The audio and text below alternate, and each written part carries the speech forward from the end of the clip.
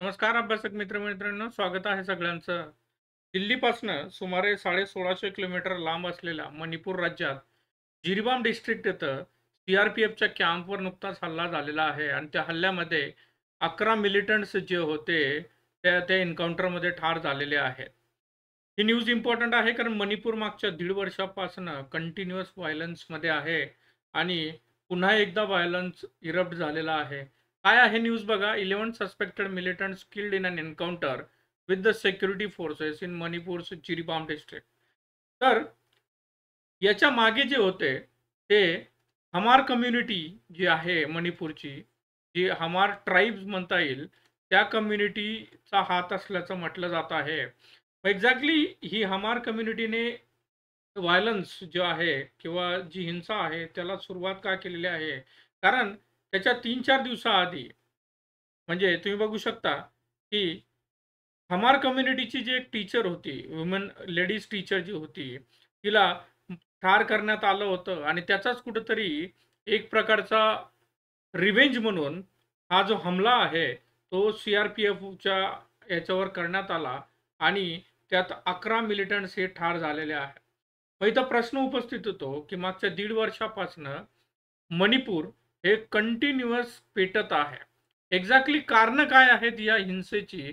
या मैती versus cookie या 2 ज्या कम्युनिटी आहेत, त्या एवढी वर्ष सोबत एकमेकांच्या राहत होती आणि एक्झॅक्टली झालं काय, की मागच्या 1.5 वर्षापासनं म्हणजे सांगायचं झालं तर एप्रिल 2023 पासनं मणिपूर कंटिन्युअस व्हायलन्समध्ये आहे.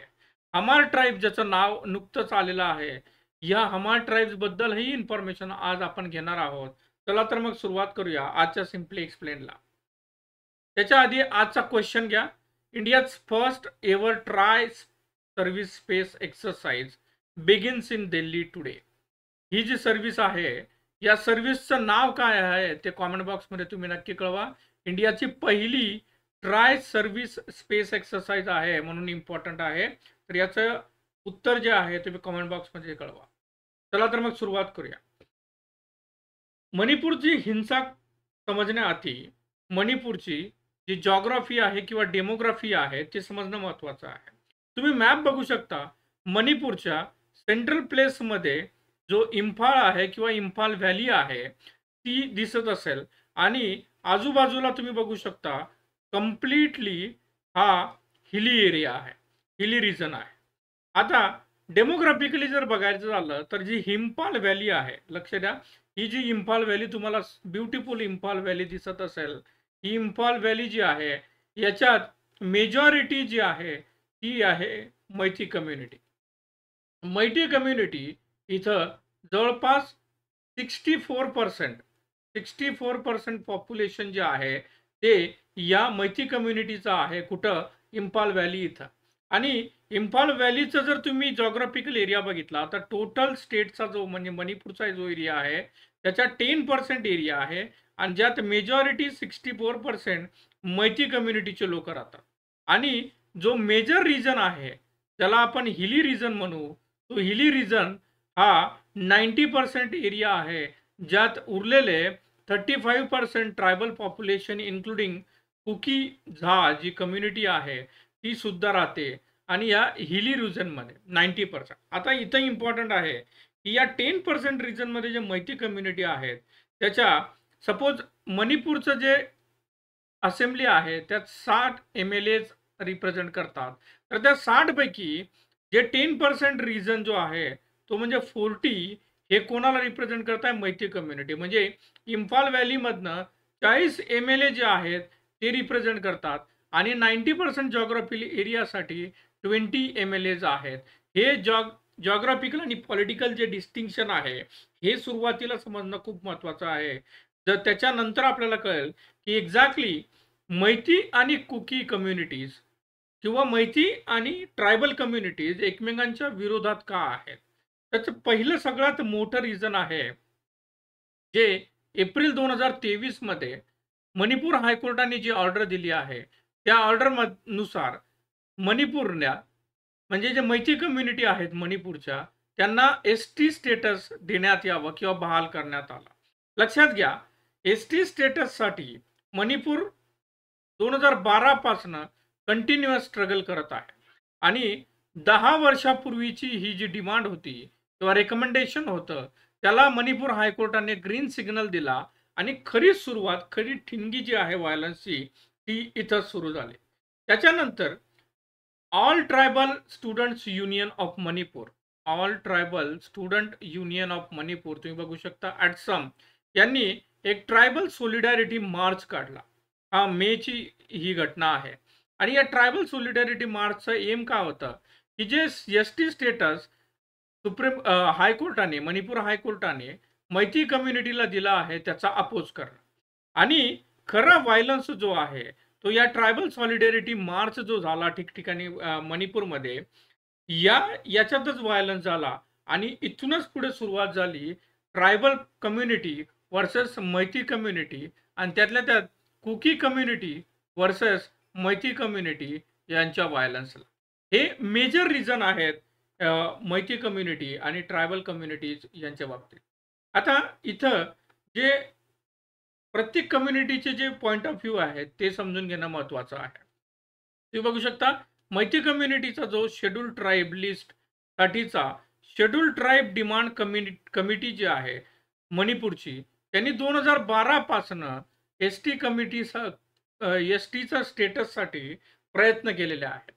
मैती कम्युनिटीचं म्हणणं हे आहे की आम्ही प्रिन्सली स्टेट्स ऑफ मणिपूर, लक्षात घ्या प्रिन्सली स्टेट्स ऑफ मणिपूर जेव्हा 1949 मध्ये युनियन ऑफ इंडियामध्ये इन्क्लूड करण्यात आलं, तेव्हा मैती कम्युनिटीला ट्रायबलचा दर्जा होता. लक्षात घ्या मैती कम्युनिटी हे ट्रायबलचा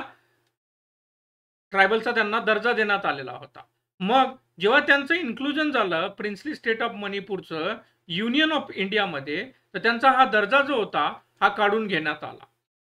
हा बेसिस आहे मैती कम्युनिटीचा की आम्ही सुरुवातीला ट्रायबल कम्युनिटी होतो म्हणून आम्हाला आता सुद्धा ट्रायबल कम्युनिटीचा दर्जा देण्यात आला यावा.